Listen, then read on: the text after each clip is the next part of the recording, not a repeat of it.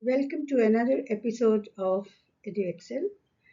In the heart of rural Bihar, where green fields stretch to the horizon, a unique experiment began decades ago.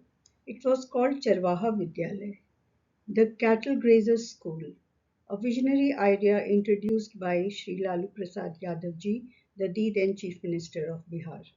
Its mission was simple yet revolutionary: bring education to the children who cared for their families, cattle, allowing them to learn without leaving their livelihoods. Beneath open skies and among grazing herds, lessons were taught, dreams were nurtured, and futures quietly began to change. It did not succeed due to many reasons. I have already discussed this in my previous episode on Charwaha Vidyalaya. But I have a strong feeling that if the idea returns, reborn with modern tools and renewed purpose, I'm sure it will be successful. Mobile classrooms roll into villages, digital boards glow under the shade of mango trees, and the spirit of learning blends seamlessly with the rhythms of rural life.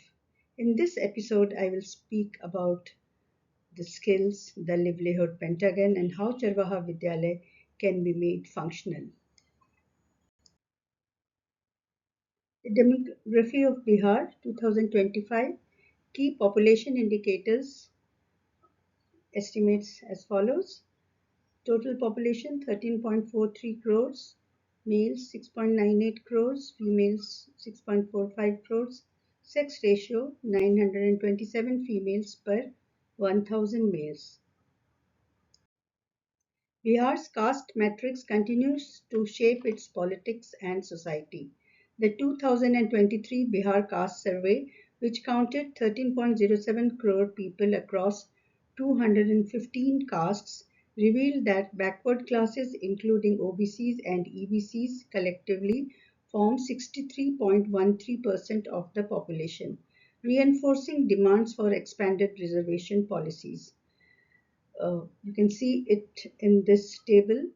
Category extremely backward classes EBC 36.01%, over 130 castes, artisans and laborers mostly. Other backward classes OBC 27.12%, so Yadavs, Kurmis, Kushwahas, and their representation is also given. Scheduled caste SC 19.65%, the Dusads, Musahars, Dalit communities. Scheduled tribes 1.68%, indigenous group of hilly regions, general upper caste 15.52%, Brahmins, Rajputs and Bhumiyars. Muslims cross category 17.70% integrated within OBC and EBC framework. The total number of villages in Bihar is approximately 44,874 as per recent data projections. Bihar has around 38 districts comprising these villages, with the rural population forming the majority. Bihar has 67,665 inhabited and 10,420 uninhabited villages overall. So you can see how the livelihood pentagon looks like. We have, if you say, natural capital, the social capital, the financial capital, and the physical capital. And we need to understand all this to understand how to develop the skill of the people and how to raise the standards of Bihar. The livelihood skills refer to a set of practical, vocational, and employability abilities that enable individuals to earn a living and sustain themselves economically. According to the National Education Policy 2020 of India, livelihood skills are essential for making youth future ready and enhancing their employability in a rapidly changing job market. Key points about livelihood skills from NEP 2020 and related initiatives.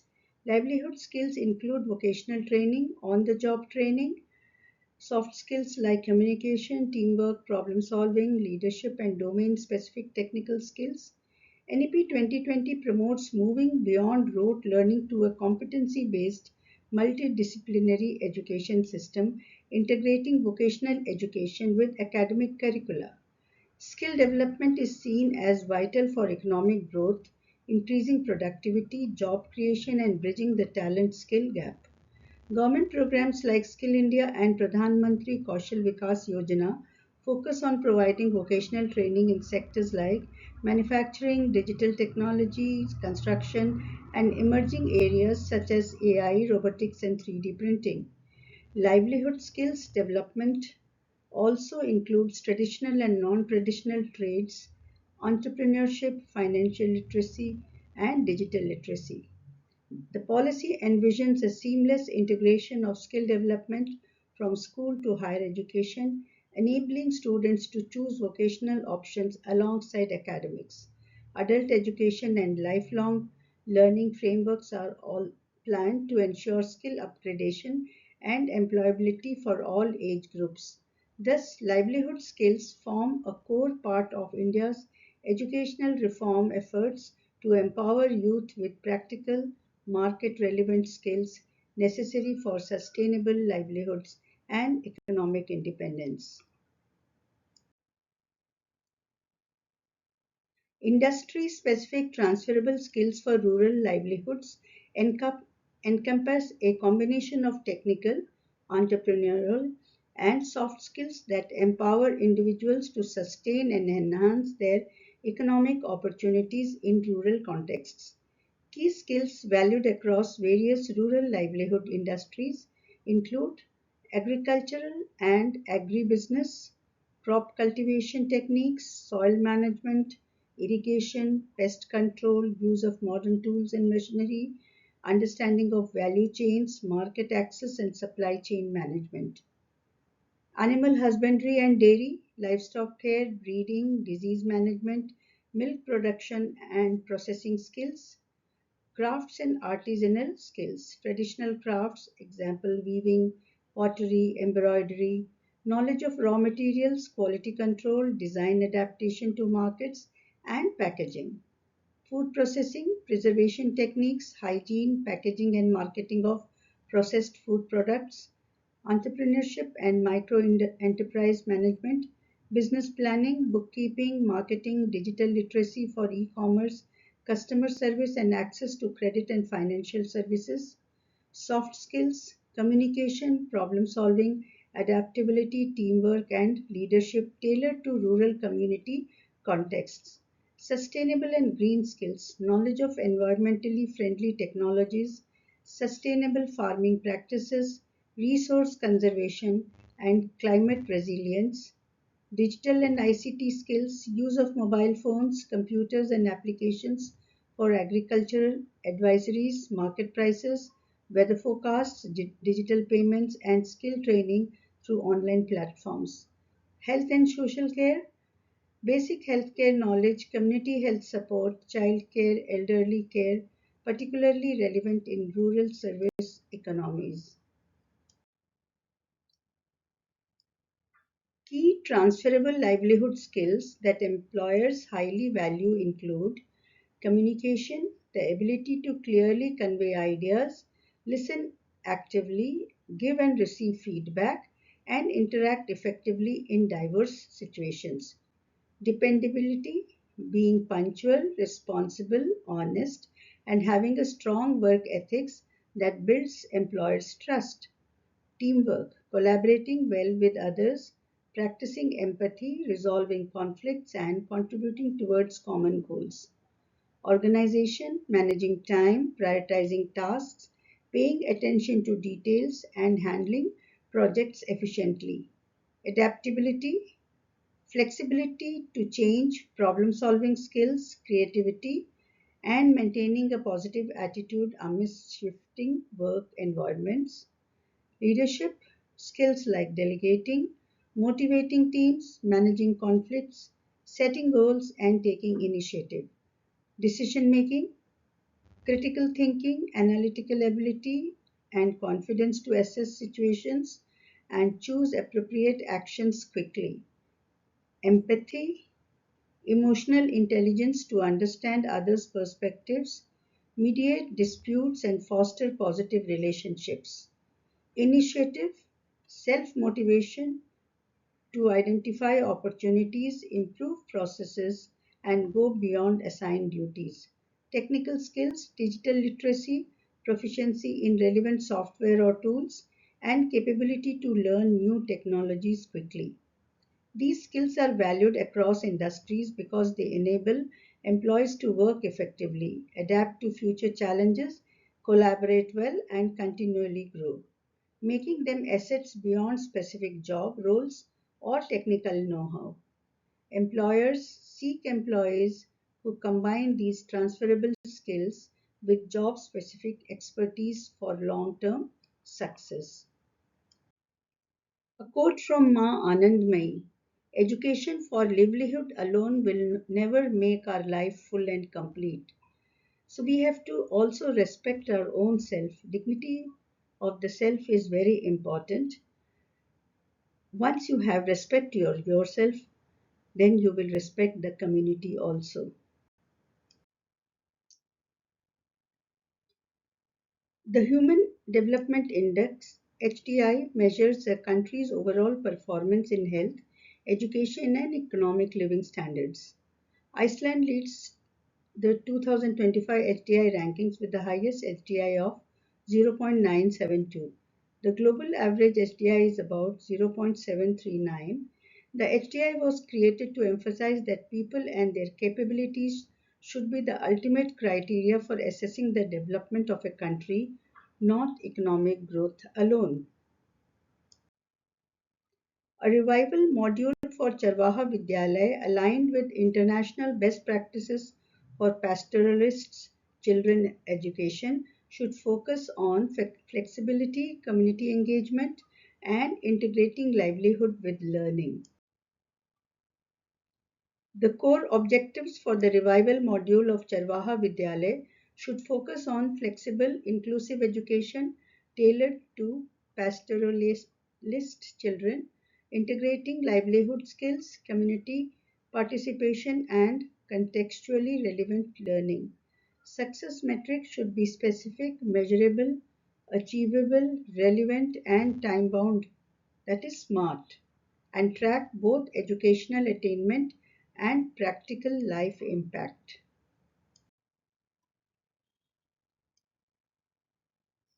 Core components: mobile and flexible schooling. Adopt a mobile classroom model where teachers and learning resources move with the pastoralists, matching their migration and daily routines as done in South Sudan, Kenya, and Iran. Locally relevant curriculum. Integrate basic literacy and numeracy with practical skills and pastoral knowledge, including cattle management, agriculture, and local crafts. Ensure learning materials are in local languages and contextually appropriate. Community and youth empowerment. Train local volunteers and pastoralists as parateachers or facilitators. Empower the youth with leadership, negotiation, and community decision making skills. Integrated livelihood modules provide vocational modules such as animal health care, small farm management, and handicrafts alongside academic subjects in line with international mobile school pilots in Africa. Multi-level, multi-age learning groups, structure ladders of learning, multi-age, multi-level learning sessions led by flexible educators. So children of different ages and learning levels study together. Health, nutrition and rights education, regular health checkups, nutritional support, midday meals, and education about social rights as practiced in successfully programs globally. Digital and distance learning, where possible, supplement in person teaching with radio, mobile apps, and community led digital initiatives critical during migration or for remote regions. Implementation strategies: build strong partnerships between local government, education, agriculture, and health departments. Recruit and regularly train local youth and para teachers using a dedicated teacher education program. Form village level committees with parents, pastoralists, and community leaders for monitoring and feedback. Design evaluation tools that measure both academic and practical learning progress. Monitoring and sustainability. Use periodic community feedback, participatory action research, and robust data collection to adapt modules, secure funding through multi-department support and international development agencies. Focus on scalability so the model can be replicated in other regions with pastoral populations. This model will make Charwaha Vidyalaya relevant to modern needs and international standards, combining the traditional earn while you learn philosophy with proven innovation for marginalized children globally. The success metrics: enrollment rate, percentage of eligible pastoralist children enrolled in the program annually, attendance and retention, average attendance percentage and year-over-year retention rate per cohort, learning outcomes, improvement in literacy and numeracy, test scores and vocational skills assessment, community participation, frequency and number of community meetings, volunteer involvement and parental feedback sessions, vocational livelihood integration, percentage of students demonstrating practical application of taught skills, example, animal health, crafts, etc., gender equity, ratio of male to female, student enrollment and attendance, transition outcomes, proportion of students moving to higher education, vocational training, or income generating activities, health and well-being, incidence of health checkups, nutrition support delivered, and awareness session participation. These objectives and metrics will drive the effectiveness of Charwaha Vidyalayas revival, ensure accountability, and allow regular adaptation to the needs of the pastoralists community and global best practices. The revival of Charwaha Vidyalaya cannot happen until and unless the serpents of every village are trained to do so. The key components of Sarpanch training for educational leadership.